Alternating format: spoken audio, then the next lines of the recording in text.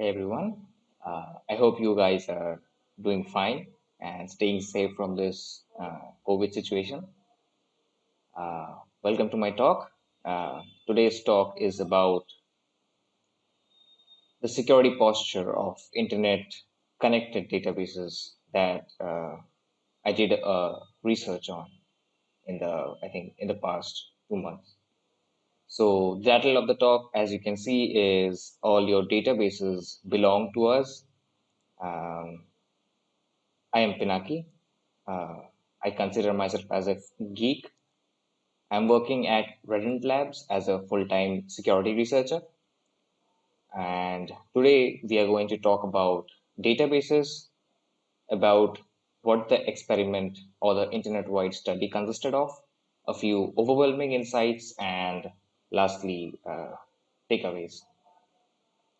So before we jump in, I would like to have a quick disclaimer. The research was done as a part of an in-house project at Rent Labs called Project Resonance. However, most of the insights that I will be presenting here are mostly from my personal research. So let's talk about databases.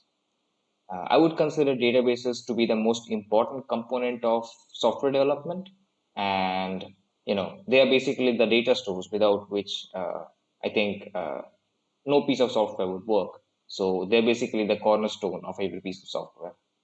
And in terms of security, databases are the central cause of data breaches that are happening around you.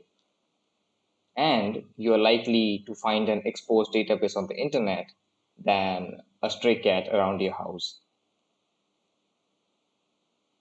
So, what could go wrong? The three items that you're seeing on the screen are probably from the past few months. These are incidents or exposures that happened due to unsecured or misconfigured databases exposed on the internet. The first one, I think, is just a few weeks ago when an FBI terrorism watch list was exposed by misconfigured Elasticsearch cluster. The second one that you're seeing is, the database containing personal information of 106 million travelers to Thailand was exposed on the internet. And the third one was, 60 million records of uh, wearable fitness devices exposed on the internet. So these are often buried beneath the headlines that the main cause of these are uh, unsecure databases. So yeah, that brings us to the idea of the research. So we had a in-house project at Redent Labs called Project Resonance, and the main motto of the project was to conduct internet-wide surveys, internet-wide scans uh, to understand the security posture of the internet. I thought, why not do an internet scale study on this topic? The main idea or the flow of any project resonance wave that is released is pick the topic, do an internet scan, analyze and extract the insights. So this was just the same. We picked the databases, did an internet scan, analyze and extract insights. All of the insights that we'll be presenting here will be a direct result of the internet scan that we conducted. Okay, so let's talk about the databases that we picked for the research. We picked 8 NoSQL databases for the research: MongoDB, Elasticsearch, Redis, Memcached, CouchDB, Cassandra, RethinkDB, and HBase. These were the 8 databases that we picked for the research. And a few of you might be asking, why not SQL? This is just my opinion, but SQL is old. I think SQL has been in development since 1970s, I think. And to be honest, NoSQL databases are the new trend right now. You can just put few unstructured data directly into the database, which is not possible with SQL. So I would say NoSQL databases are far more handy in terms of software development as it is of today. And yeah, this is another fact that contributed to the idea that we should only pick NoSQL databases is that there was a lot of existing research on SQL databases. So that was all about the idea. Let's talk a bit about the experiment. So the one of the first baby steps of any project resonance wave that we release consists of setting up the databases in our home lab and ingeniously studying them for misconfigurations, default installation vulnerabilities and stuff. And then we identify the insecure defaults or the misconfigurations, create fingerprints from them and the signatures. And once we have the fingerprints and signatures ready, we develop a tool, probably in Golang, because Golang is very easy to use. Golang is easy to even write also, because because the API provides a high level programming API interface. And yeah, once we have the signatures and the tool ready, we are ready to go for an internet scan. So let's talk a bit about the operational procedure, what happened, how we conducted the actual scan. So we conducted the scan via 18 different VPS instances, and each of the 18 different instances scanned a specific portion of the internet. And the entire scan ran for 3 days, 69 hours to be exact. And the results that we got were, I would say, very shocking when it comes to security. Welcome to the show. Before we jump into the databases, let's talk about how we are actually going to proceed with the databases. First of all, we are going to talk about the insights from our home lab, what we studied, the misconfigurations that we found, and then we are going to talk about the internet scan, the results from the internet scan, a few insights, and then what the database developers are actually doing to mitigate these vulnerabilities. So the first database that we are going to talk about is MongoDB. MongoDB before version 2.6.0 used to listen on all interfaces by default. So as you might have probably guessed, the databases with default installation settings would accept unauthenticated connections from the internet, since it is listening on even public interfaces by default. From the lab study, we figured out that the expected MongoDB versions would be 2.6 and lesser, but the scan results showed an entirely different story. We are coming to that. So we did the scan and we found 21,387 instances of MongoDB exposed to the internet.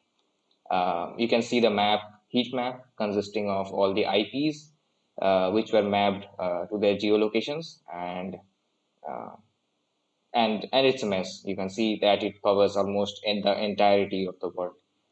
This shows us that this problem is very widespread. Let's talk a bit about the insights. So the top 10 vulnerable versions were mostly version 4.0 and greater. I mean, it was entirely the opposite of what we anticipated initially, that the versions would likely be less than 2.6, but versions 2.6 comprised only just 16% of the entire result that was obtained. So I would say the results were a bit eye-opening, and the exposed information via those databases were, I would say, incomprehensible. There were several terabytes of data lying exposed, unauthenticated. Some of the databases had come up recently, and some of the databases were lying there from a long time. And let's talk a bit about the more interesting insights.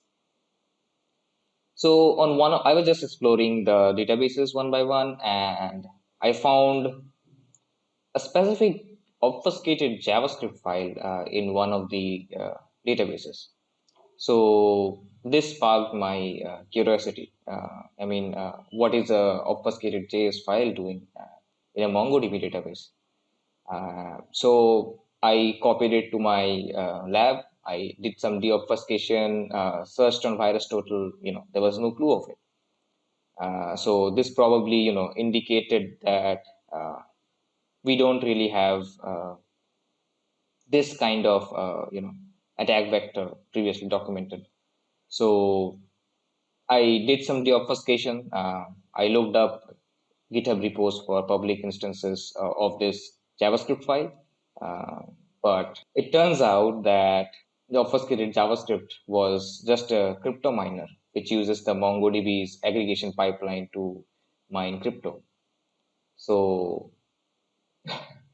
what we found was it was a modified version of the GitHub repo called Mongo Aggregation Miner. On the README of the repo, the author admits that it's a very low efficiency procedure where the hash rate of the computation is just 10 hashes per second.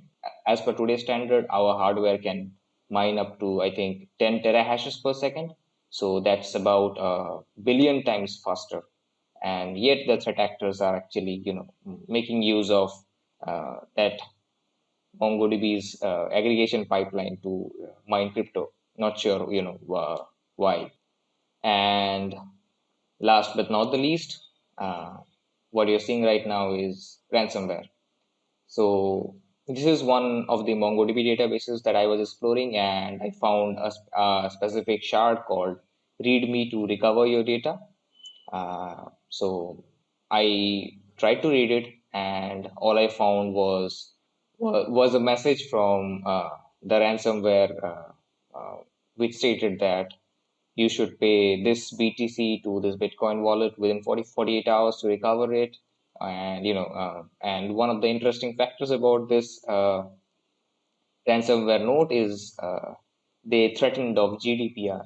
So this was really interesting. I think this was all about the insights. I can keep continuing on and on, but the time that we have is very limited.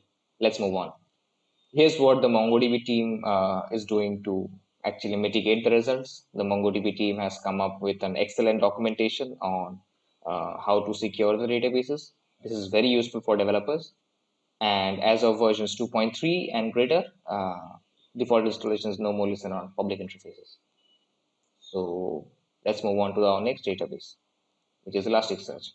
So different Elasticsearch licenses come with different security features. If you have an enterprise license, you are coming full packed with security features. So you have authentication on, you have, you can't turn off authentication, and there are several other features, that contribute significantly to security. So it's a part of the commercial model to not include any security features for the free license, which I think is quite ridiculous when it comes to, commercialization of a product. However, let's talk about the number of databases that were exposed. We found a total of 20,098 exposed databases on the internet during the scan. So as you can see, or as you might have noticed, the map almost overlaps the map of the MongoDB database, which means, the areas around which the databases are spun up are similar in geolocations. Okay, let's talk a bit about the insights. Once again, the top vulnerable versions consisted of mostly the latest Elasticsearch versions, which is 7.14 is the latest one. And most of the top 10 vulnerable versions were greater than 7.0. So again, the data exposed in those databases were beyond comprehension. There was PII information, credit cards, driver licenses, and whatnot, social security numbers and whatnot. It was a mess out there. And let's talk a bit about the more interesting insights. So if you keep up with the news, you might have noticed a term called the Meow Attack. Not sure why the thread group decided to come up with this name, but what basically happens is this Meow botnet has a few automated scripts running on its engine, which wipes the Elasticsearch indices and renames the indices to some random value dash meow. So this is just rampant vandalism. There is no ransomware. There is no backing up of data. It'll just straightforward delete your data. So this is one of the Elasticsearch instances which had their databases wiped by the Meow attack. You can see that the database indices name had changed significantly. So yeah, that's how bad it is. Just rampant vandalism without any clue. I think the thread group were doing this just for the sake of fun, and I don't know. It doesn't make sense to just wipe up databases and not making of anything from it. Let's talk a bit about what the database developers are actually doing. Elastic, being a Fortune 500 company, is yet not enforcing security for its default installations. So, at least for the free license. So this is something to be very concerned with. I have seen several developers who had their Elasticsearch instances compromised run to the Elastic forums and ask for help. And there is several criticism on the security that this is not going well. This is not how you should be commercializing a product. But there is not really anything from the Elastic team, but just a cosmetic change there. That's all I can say is the inclusion of a warning header in the HTTP response to notify that whoever is setting up the cluster, the Elasticsearch cluster, he doesn't have security enabled. So the warning header reads something like the Elasticsearch built-in security features are not enabled. So without authentication, your cluster could be accessible to anyone. But until and unless it's being enforced for default installations, it doesn't make sense. So yeah, I think that's all about Elasticsearch. Let's move on to our next database. The next thing that we're talking about is Redis. So by a design decision, Redis was designed to be used in trusted environments. However, it doesn't include any robust security features in its ecosystem. And before versions 3.2, Redis used to listen on all interfaces and accept unauthenticated public connections from the internet. So we did the scan. We found 20,528 exposed Redis instances on the internet. So if you have been observing the maps, the heat maps of the databases exposed, you would find a very similar pattern on how the instances actually are exposed. I have an interesting insight to talk about at the end of the talk. About the insights, I found that Redis version 3 to version 5 consumed about 70% of the entire result score. So this is very significant because, like I said, Redis versions 3.2 and onwards implement protected mode. So when I say protected mode, it means that Redis will only listen on loopback interfaces or the localhost interfaces. And if there are any connections made from public interfaces, Redis will reply with an error message on how to configure Redis properly. So I think the database developers did an excellent job there. But again, even though for default installation, such security features are being enabled, the exposed database versions were mostly greater than versions 3.0. And surprisingly, Redis version 6 onwards took around 15% of the remaining chunk. This is more interesting because I think Redis version 6 onwards, they start implementing something called ACLs, access control lists, authentication, authorization, and several other security features.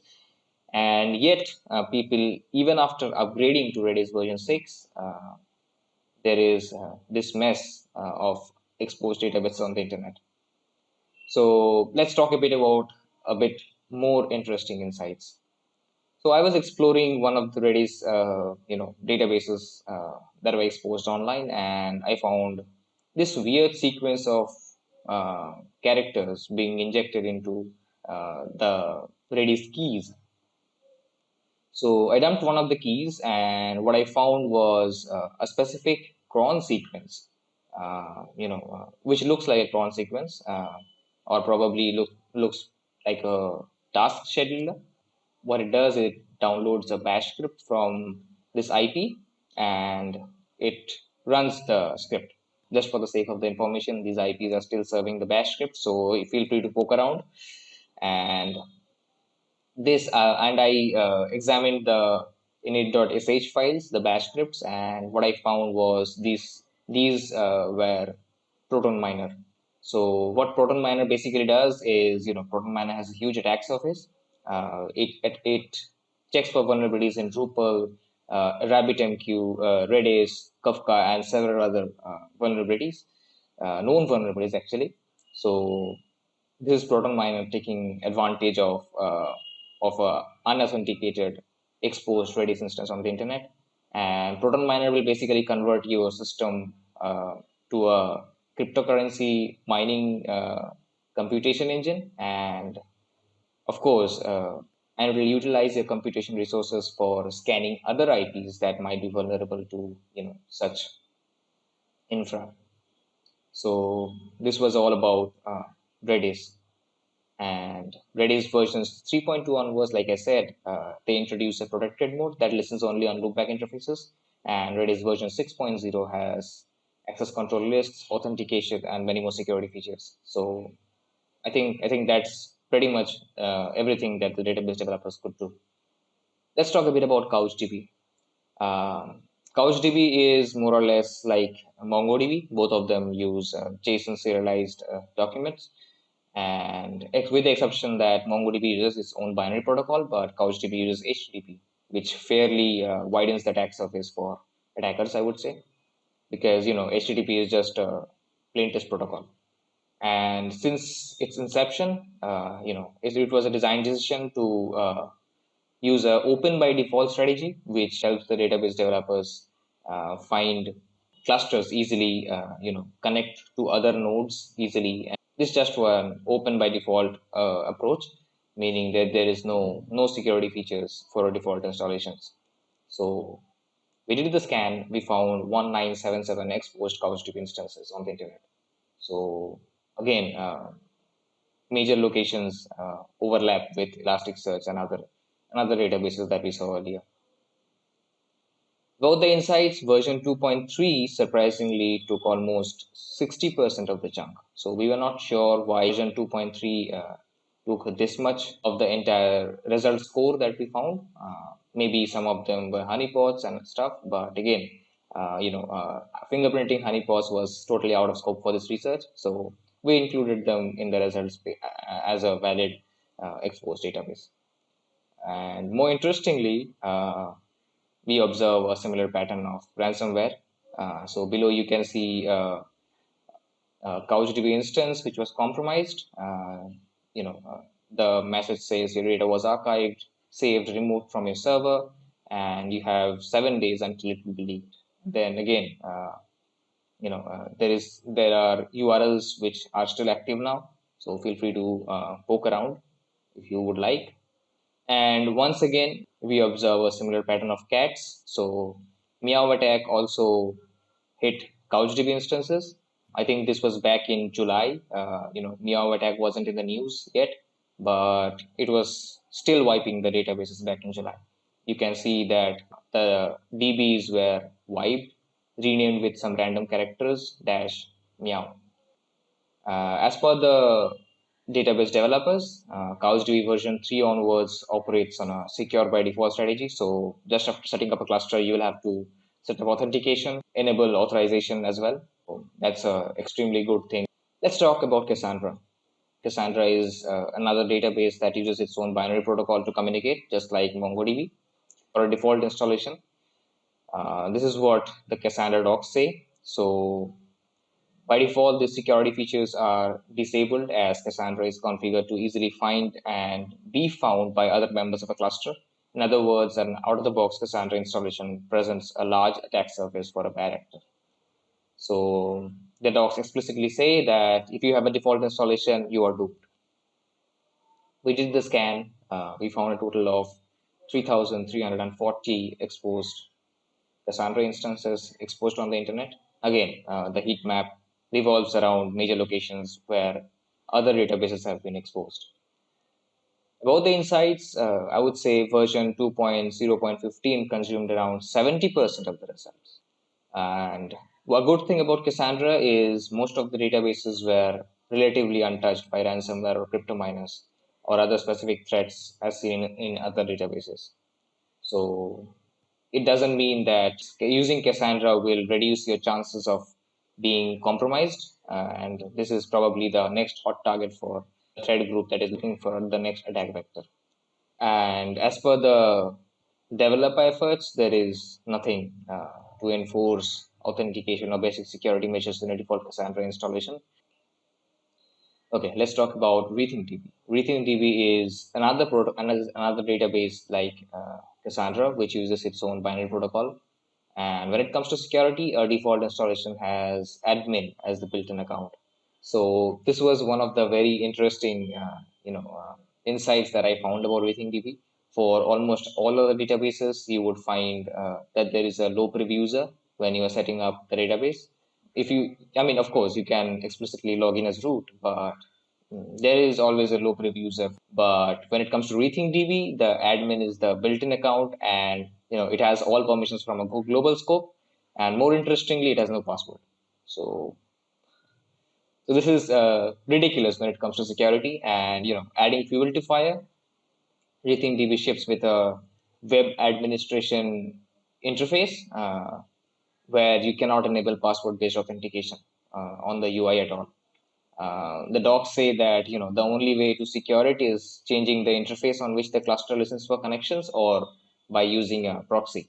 When I say a proxy, it might be a SOX proxy, or putting it under a VPN. So that's how RethinkDB is designed actually. And we did this internet scan, and we found 570 instances exposed to the internet. So again, not quite a lot of instances. I think RethinkDB was the least among all the databases that we examined and found. So this is a good thing. And I personally think RethinkDB is not being used by a lot of other people out there. I mean, that might be one of the reasons why RethinkDB was not found exposing so many instances on the internet. Okay, let's talk about the insights. So version 1.16.2 part 1 was released somewhere in 2015. So this is a very old version, and it accounted for 80% of the databases that were exposed on the internet.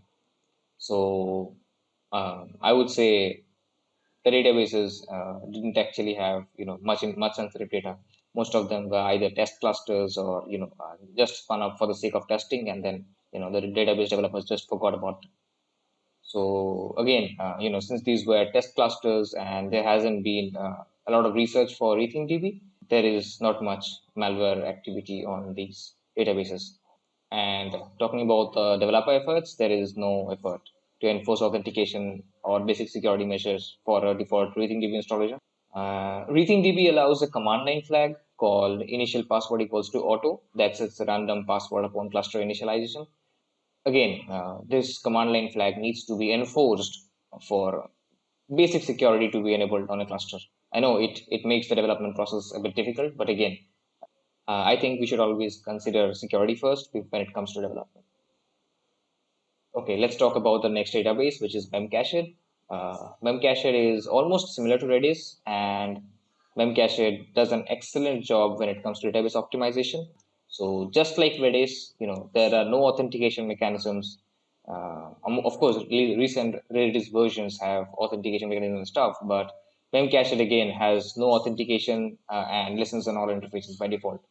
So during the course of the research, we found 25,575 instances exposed on the internet. So you can see the density of the dots on the map, grow.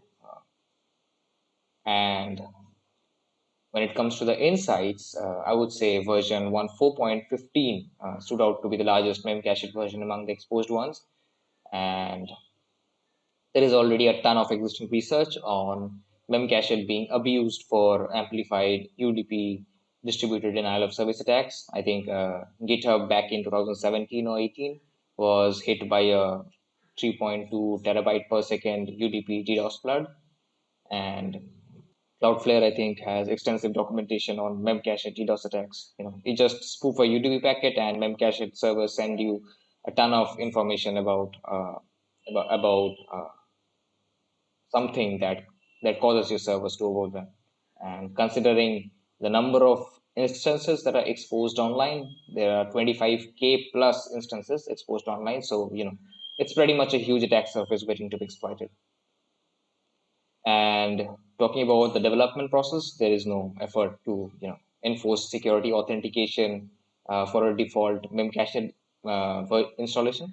And memcached version 1.4.3 onwards, it supports SASL, which is the simple authentication and security layer, which provides authentication mechanism independent of the protocol. Again, this is optional and not enforced. So again, this is a problematic situation for database developers who don't prioritize security. Let's talk about the last database, which is HBase. Apache HBase is the database for Hadoop, which is a big data analysis and storage system. So, since it is a part of this Hadoop ecosystem is fairly complex. It consists of Apache Zookeeper, it consists of RabbitMQ, and there is a lot of components within the Hadoop ecosystem that makes the authentication process very complex. Hadoop implements authentication on the RPC level via Covert. And again, default installations doesn't come with any authentication. When I say it doesn't come with any authentication, you can refer to the HBase default.xml file on the master branch of where HBase is being developed. And talking about the number of databases exposed on the internet, we found 1,846 unauthenticated exposed database systems on the internet. So again, the areas overlap with all the databases that we have seen earlier. And an interesting part of this is Hadoop ships with a web UI, which is enabled on port 50070. And we found this, it can be restricted. The web UI can be restricted using access control lists and stuff. But on all the instances that we found exposed, this web UI was turned on. And how easy it becomes for anyone to access something when browsing via the web UI. As you can see in the screenshot, security is off, safe mode is off, the total number of file systems and everything, we can just get an overview of what the cluster is running. So just like I said, this UI simplifies tasks for everyone. Here what you're seeing is the UI allowing easy read-write access on the Hadoop file system. That's how bad it is. You can just write to the disk using the web UI. Anyone can actually write to the disk using the web UI and read from it. So again, we observe a similar pattern of rampant vandalism. This is the HBase setup where one of the databases or one of the folders actually read no data for you, secure your shit, which means some threat actor might have actually wiped the database and renamed the default folder to this to warn that the database has been wiped off, and there is another database reading readme to recover. So we'll talk about this interesting clashes between the folder names in a while and why they are actually happening. So let's move on. And to conclude, HBase has extensively complicated infra. Like I said, it involves Zookeeper, HDFS, Yarn. Yarn is the default task scheduler for Hadoop. There are reports from Trend Micro and Radware where Hadoop's Yarn has been seen in exploitation in the past for crypto mining. Authentication is implemented, but again, it's not enforced. So you'll have to manually enable authentication after the cluster is set up. Okay, that's about all the databases. Let's talk a bit about the general insights. So, the outcome of this research was eye-opening, I would say. It affected every industry that is known to us. Healthcare, finance, retail, gaming, everything. The total number of exposed databases crossed 95,000. So this is just NoSQL databases. Think about how many databases that would be actually exposed if we had scanned for SQL ones. So SQL is the legacy databases which are actually used very widely. So the number would have probably been in several millions. And like you saw, we geolocated all the databases, and that brings us to an interesting insight, which shows us that the locations of the databases revolved around international cloud data centers. So it's DigitalOcean, AWS, Azure, and other cloud data centers where the exposure is happening, frequently. And one of the interesting insights that I would like to say is, all of the database, I mean, most of the databases were not managed databases. They were manually spun up by the developers themselves. So this probably explains why the number of databases exposed are so high. The cloud is really complex, and enabling authentication, authorization on the cloud takes a bit of time to get used to. So probably during the migration process from their inside to the cloud, things probably went wrong and databases got exposed. So that's something every developer should look into. I would encourage every developer watching this talk to read the security features of the cloud and then try to implement something. Of course, I know there are deadlines to be met and other stuff, but again, we should always put security first when it comes to development. And total estimated data was in thousands of terabytes, or probably in petabytes, I would say. So uh, again, it's a real worrisome thing to talk about.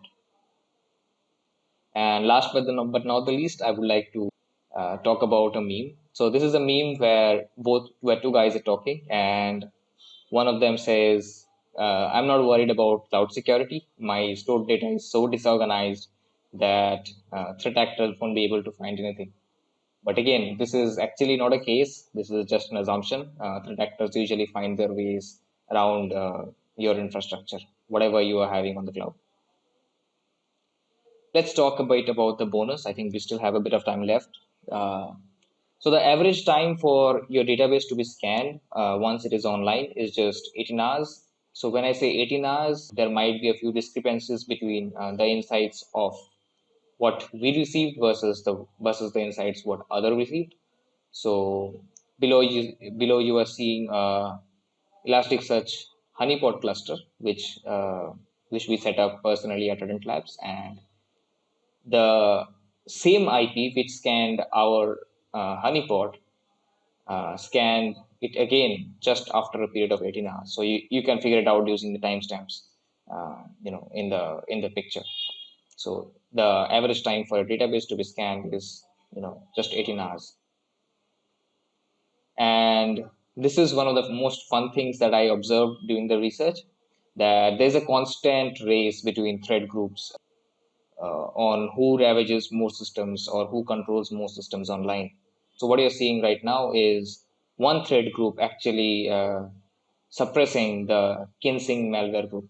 So if you notice the last line, you would find that if there is any process called Kinsing, which is currently running, it gets killed instantly. So what it does is cleans all of the instances of malwares that might be currently running on a system, and then it cleans everything up, every other data that is there, and probably other IOCs from other threat actor groups, and then it starts running its own systems, whether it's crypto mining, whether it's let's say scanning other IPs to find vulnerabilities, and there's a constant race going on. So if you have any misconfigured system going online, that would probably be scanned by a dozen of thread groups. The one who is the last to scan it probably has greater dominance because he'll be wiping out other 11 thread groups who scanned your database previously. So this is one of the very fun things that I noticed during the research. And with this, we come to the end of the talk. Here are a few takeaways. Like we observed, it's really messy out there. And when I say messy, it's incomprehensible. The data exposed, the threat actors ravaging the data, the constant race between thread groups, it's very messy. And the second thing that I would like to highlight is awareness amongst developers is critical. People who are implementing the database should consider security first before going ahead with the implementation of the database. And there is another thing that I would like to say when it comes to IT security teams. So we found databases being exposed from companies which have IT security teams explicitly for the organization. So, this is one of the very important factors about asset management. You can't secure what you don't know about. This is what is known as shadow IT. That a developer spins up an instance for testing, leaves some data out there, and just forgets about it. So this is very crucial when it comes to asset management. And database developers should enforce security authentication and authorization schemes for even default installations. Already a few developers are doing it. I think more database developers should pick this up. Make sure that basic security measures are enforced for a default installation. So that brings us to the end of the talk. If you have any questions, feel free to drop it in the chat or feel free to reach out to me on Twitter. I'll be eagerly waiting for your feedbacks. And thank you very much for being a patient audience. Cheers.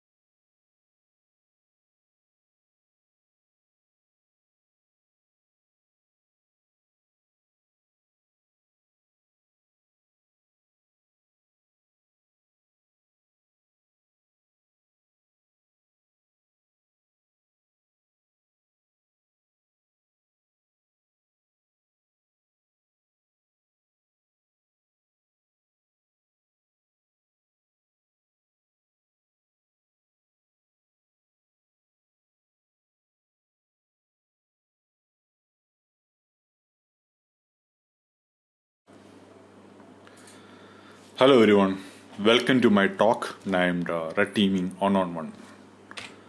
My name is Abhijith. I'm the founder of DEFCON Advisory Village, and right now I'm managing offensive security operations as well as advisory simulation for a global fintech. I think, that's it about the intro. Rest of the items are mentioned in the screen. I don't want to waste your time on, much about explaining my past experience. And I started, one more thing to add, I recently started running tacticaladvisory.io project. And that's about a collection of advisory tactics, team tactics, as well as a couple of podcasts as well. Moving on to the next slide. So definitions. We still need to do definitions, right? Because I just want to mention this talk. This is not going to be a technical one. I'm not going to showcase any other team tactics or tools. I just wanted to shed some light on a couple of definitions and methodologies about red teaming. So one more thing to do the definitions again. I'm not trying to reinvent the wheel here. and just trying to point out the definitions in a right path. Moving on to the next slide. Vulnerability assessment. So what is vulnerability assessment? We are all familiar with the concept of identifying vulnerabilities and exploiting them, right?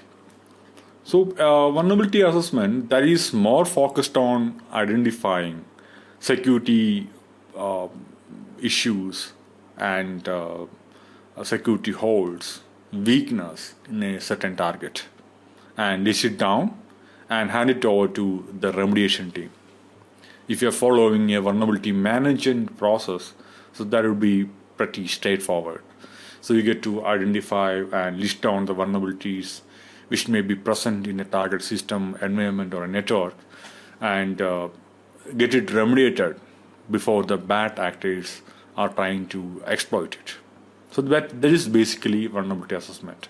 It has a certain objective, right? And penetration testing, which is one of the very, very common terms out there. So penetration testing, that is very much focused on a certain goal, right? Let's say the scope of a pen test engagement, that is to assess a web application or a server for that matter. The only approach would be trying to identify certain vulnerabilities or security issues in that target and exploit them. So post-exploitation, there won't be much happening after post-exploitation, right? So you get to create a proof of concept about that vulnerability, list it down, and so you get to find a vulnerability in a certain target, try to exploit it, create a proof of concept, and share it to the relevant team, and then they can get it remediated. So that would be a usual approach of penetration testing. One of the cons of the pen testing would be it will not be validating the defenses, the security defenses, security layers, which will be or which could be present in the target system or target environment. Pen testing, that is about a focused approach, very scoped approach against a certain target, right? They should try identify vulnerabilities, exploit them. If it can be exploitable, then compile a report based on that. So that would be, let's say, if you are pen testing against a web application, the goal is to identify vulnerabilities in a web application and exploit those vulnerabilities to gain access to that certain web application, right? So about validating the security controls or validating or understanding and exploiting the vulnerabilities on that certain scoped entity only. So that is about penetration testing. Going to the next time.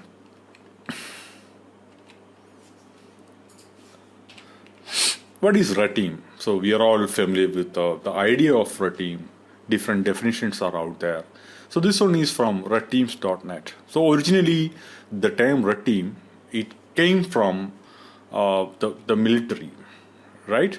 So usually they used to plan engagements or exercises between certain task force. Like the blue team will be trying to hold the fort, and the red team will try to get into that fort.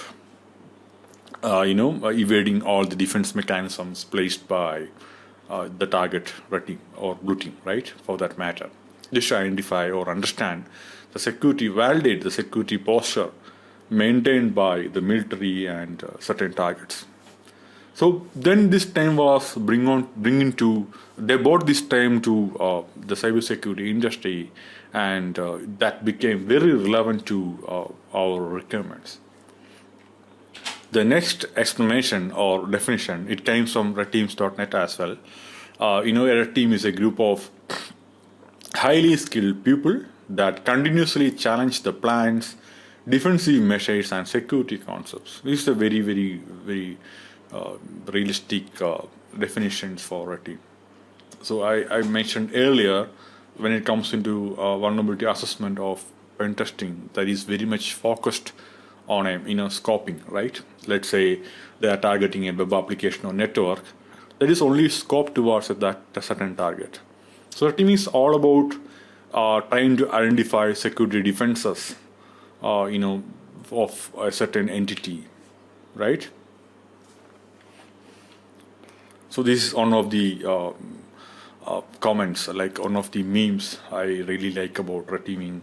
Like our red team will be doing pen test and vulnerability scanning for the clients, quoted by a security sales guy. So it actually happens. Many services in the services sector, many sales guys, they used to mention this, right? Our team will be doing the vulnerability scanning, because that is not actually the meaning of a red team engagement or a red team assessment for that matter, right? So adversary simulation. This is one of the most popular like terms out there. Adversary simulation. It's about simulation. Adversary simulation is about focusing on mimicking the actions of a non-adversary or a threat actor against a certain organization. So before we talk further about adversary simulation and the next slide, let me open up an image here. This one. So we created this art during Cocoon conference back in 2018, a conceptual red team versus blue team portrayed in the form of a native Kerala martial art form named Kalaripayattu. So you can see the red guy out there, the blue guy out there, right?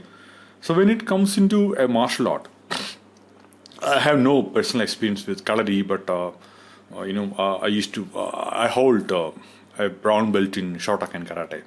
So when you enter a karate dojo, when you go there for the first time, they will not teach you how to fight, or they will not teach you how to defend yourself. The very first lesson would be how to take a fall, right? They will just push you to the ground, or they will just make you fall. So you need to learn how to make a fall and how to recover from that. That would be the very first lesson,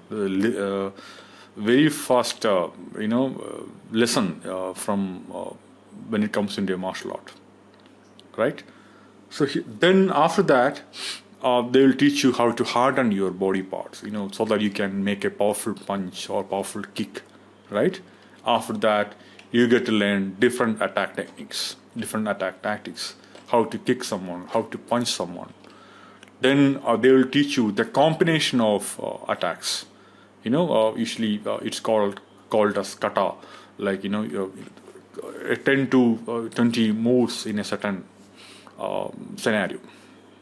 After that, they will assign you a sparring partner to fight each other, to practice your moves, practice your attack tactics, right? Once you have been trained, you can move on to a karate competition or karate tournament, or even if comes into a street fight, you know how to anticipate what is going to happen next. You know how to defend if someone is attacking you, someone is trying to mug you on the street, right? So here, on a technical perspective, so we can consider the actual karate competition or a street fight as a red team engagement. That's actual attacks. An actual attacker is trying to bring you down. So you can anticipate his attacks, you can defend yourself, and you can launch a kick to his face or whatever it is, right? Because you have been practicing for a long time, right? So similar to that, when it comes into adversary simulation, that is about mimicking the actions of an actual adversary, right? Let me go back to the previous slide. It's about mimicking the actions of a non-adversary or threat actor.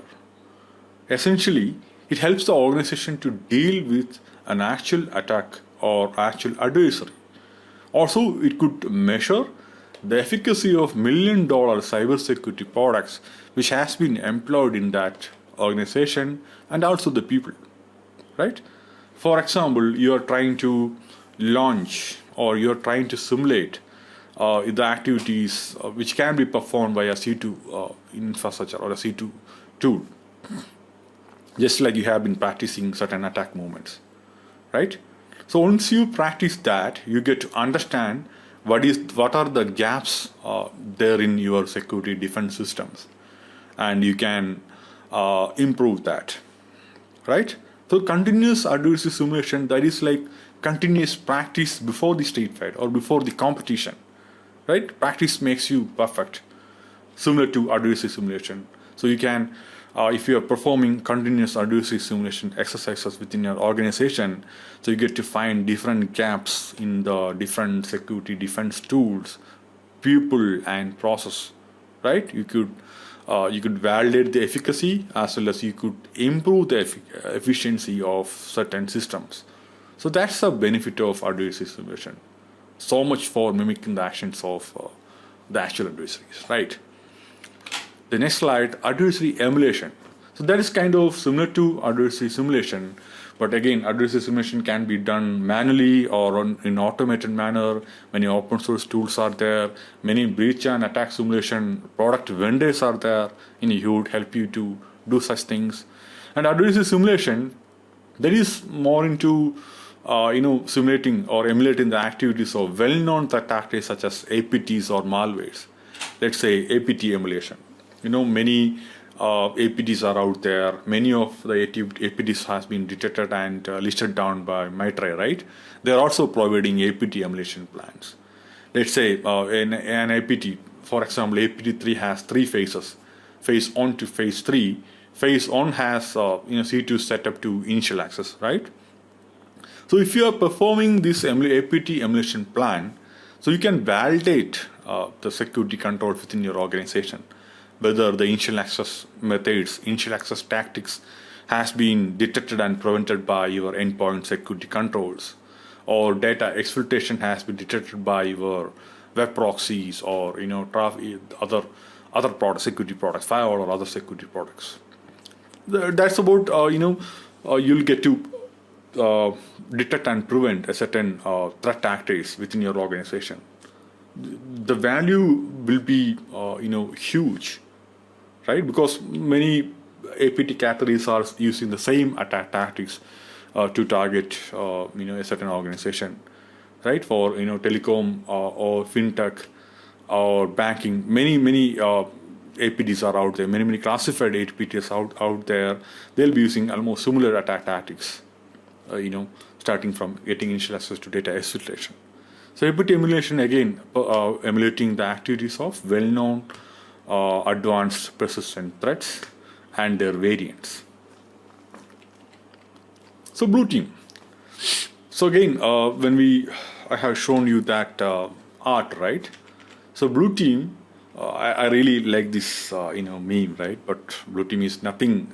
This is not what it looks like. Blue team looks like. Okay, I just wanted to paste this meme in there. So blue team, actually, all the activities performed by a red team, a client-facing red team or an internal red team, or from the adversary simulation activities. So everything is there. It is there to improve the detection and prevention tactics of blue teams. Let's say in the end, after a team engagement, you'll have to present your findings. You'll have to share the findings with the blue team so that they could understand what has happened and they could create detection and prevention use cases for each and every attack, right?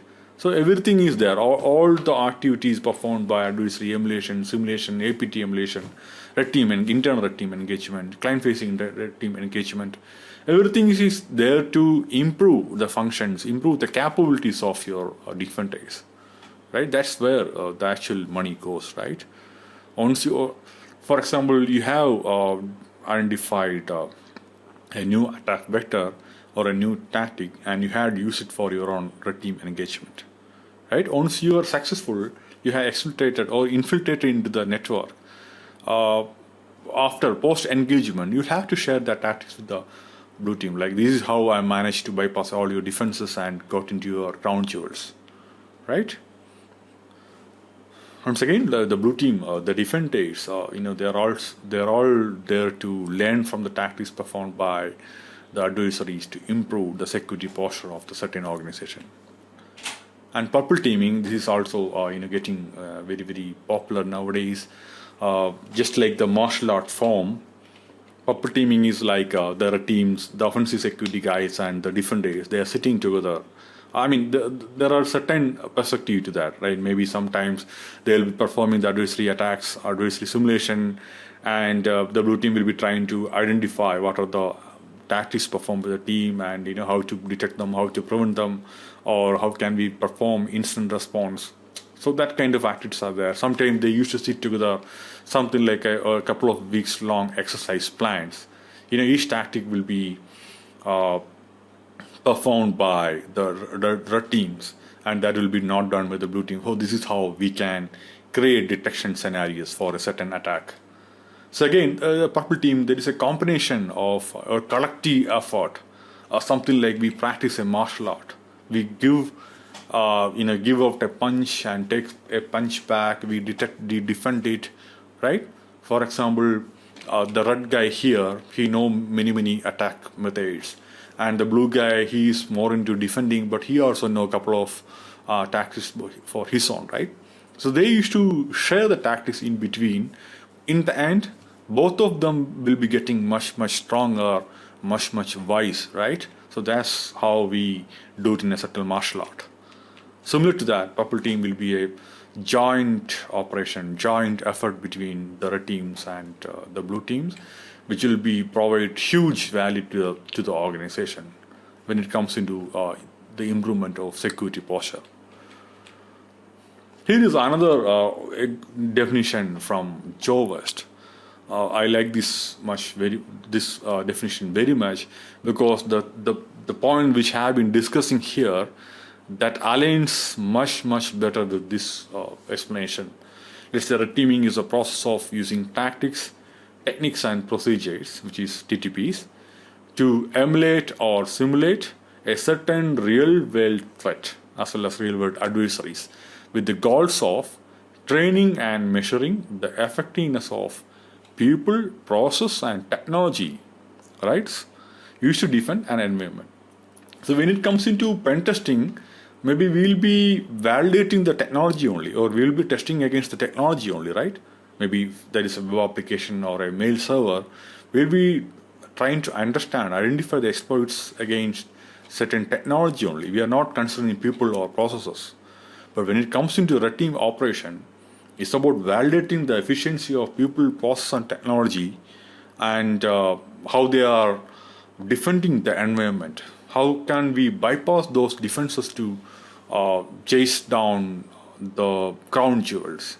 Again, crown jewels can be anything, like it can be sensitive data, it could be trade secrets, maybe it could be people, it could be knowledge, right? So this is a very perfect definition which you touch upon all the different concepts of red teaming, right? And so what does red teams do? During the assessment, these are the dirty version of things which would be conducted by a red team during an engagement. Obviously, offensive recon will be there. Both physical and digital recon will be there. Recon against the digital assets owned by a certain organization, or physical assets owned by the organization, the people, everything will comes under the offensive recon activities. Almost 70 to 80% of the engagement time will be used to do the recon exercises. Then the social engineering part is there to assess the people in that certain organization. Exploitation part, along with compromising internal infrastructure and exploiting other systems in there, security defenses in there. Then other activities performed after post exploitation, something like performing internal recon, trying to identify crown jewel within that network. So where is the data center, where is the sensitive data server is placed, where is the goal? Maybe as a part of exercise, someone has hit a certain piece of data in a certain server. So you have to find that information as a part of to fulfill your goal. Maybe that could be a certain file in the CEO's laptop, or that could be a certain piece of data in a sensitive data center, right? So again, it's based on the goals, when you define during the red team engagement scoping, right? So everything that piece of information comes in the technical aspect. Then how do you exfiltrate the sensitive data both physically and digitally from the target organization? And in the end, physical security. How do we assess for physical security? So all these things are, comes in a red team. I mean, red teams are performing such activities in an engagement. So here comes the use of certain methodologies. So if you are doing these things randomly, or without keeping a list, or without keeping with is not aligned to a certain methodology, so that would be a little difficult for us to share the findings with our blue team or the management, because in the end, all these things needs to be mapped into blue teams, and they have to enable defense mechanisms and detection mechanism for each attack vector, right? So here, the actual use of the relevance of methodologies comes into place. So we have certain methodologies here. The very first one would be Mitre attack matrix. So here they have categorized the certain activities starting from recon to exfiltration and impact. Almost every activity's tactics and techniques can be they are listed here. Maybe we could just follow this framework. Both blue teams and red teams can follow this framework to understand various type of activities, tactics, which comes under certain categories. And then the second one would be cyber kill chain created by Lockheed Martin. They have categorized all these activities performed by a certain adversary into 7 categories, starting from recon to actions on objectives, right?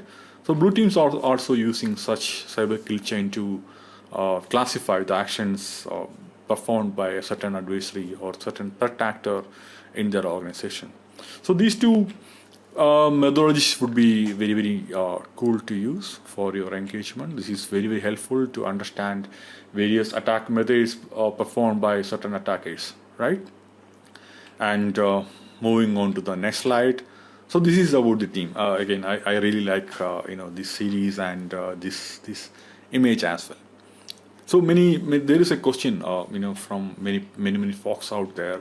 How do we hire talent for my internal team, or how do we hire talent for my own client-facing team, right? So the very first thing would be the team must be diverse, not only technical, also communication experts should be there. Let's say red team lead should be there for the red team lead must be there for sure. They're the guys who is taking care of all the activities, providing updates to the management in the timely manner, and leading the total effort, right? Then the security engineers will be there. They are the people who create all the exploits, C2 infrastructure, custom payloads, malwares, set up the infrastructure. Everything is being done by the engineers in there. And the red team operators, they'll be putting all these things into use. Like, let's say a new C2 has been created by one of the engineers. The effective use of that is taken care of the red team operators. Then also non-technical or communication experts should be there. For example, if a hardcore technical guy is writing a phishing campaign, a phishing email to address certain fintech executives, that I don't know, from my personal experience, that would not look good. So we may need a non-technical advisor or non-technical communication expert to help us with that. Also, the part of reporting, all these details needs to be reported in a cool manner, and that needs to be shared with the blue team, or that needs to be shared with the management teams as well. That is on important thing. And the team must be diverse. Most commonly, many organizations are hiring people who hold certain certifications. But apart from the certification, they should be looking for the skill set as well. How they can perform, how they perform during high pressure. Can they work for long time? Such kind of attitudes are also involved.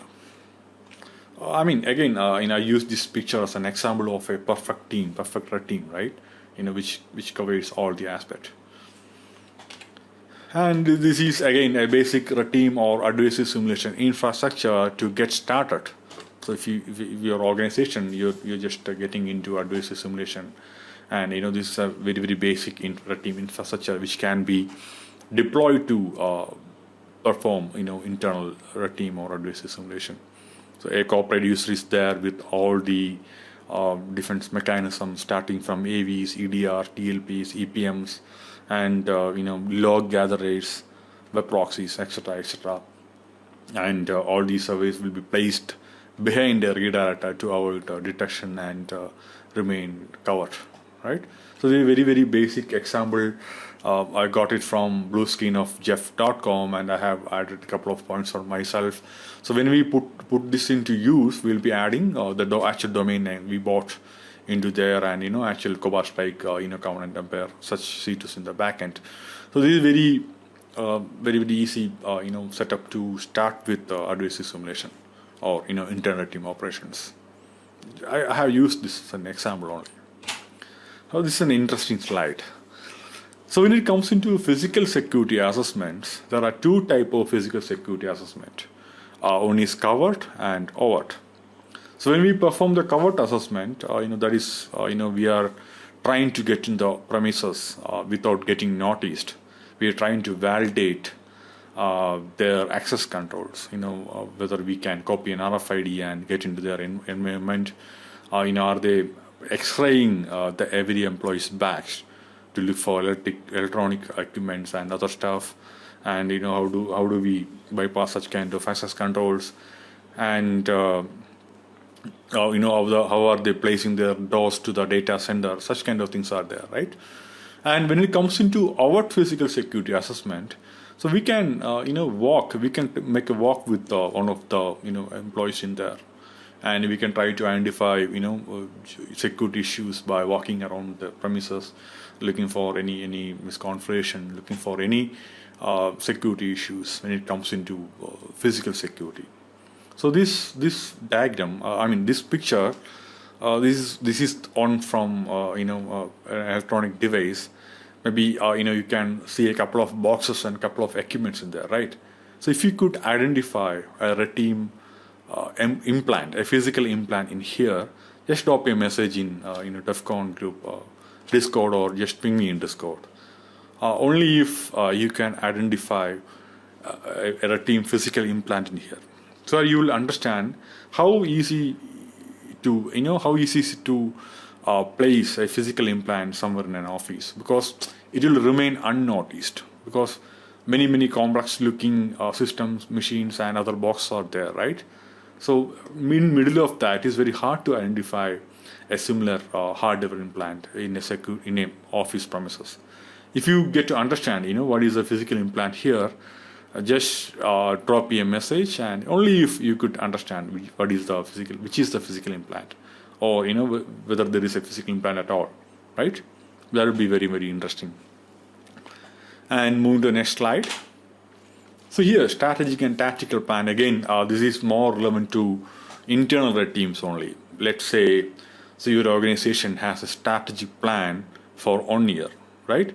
Within 1 year, you have to validate the efficiency of all your security defense tooling, process, and people. And you get to improve that. You get to attain a certain security maturity within 1 year, right? So you can split that plans into certain tactical plans with a duration of 3 to 4 months.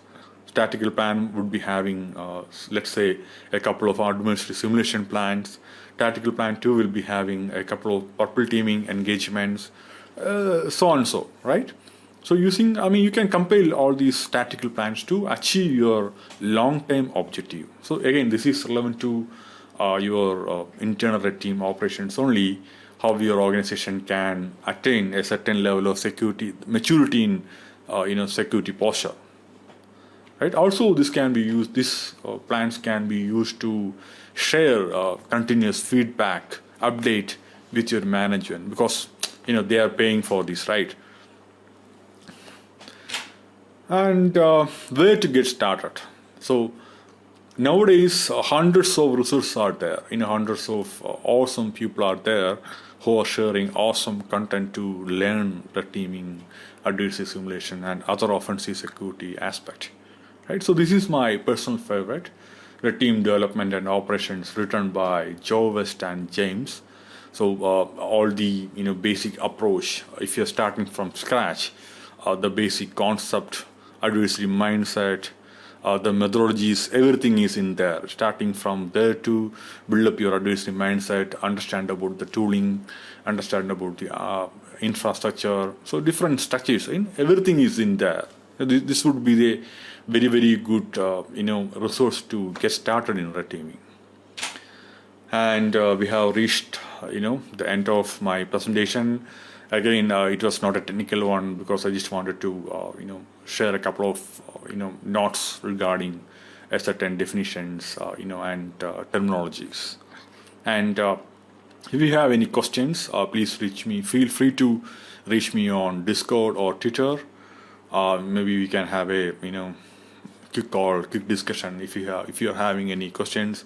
And if I'm having knowledge about your the stuff which you are asking, I could try to help you or point out to the right set of people who can actually help you. And thank you DEFCON Group Delhi. Thank you for this opportunity. Thank you TX and all the awesome people behind DEFCON Group Delhi. Thank you for listening. Take care and be safe.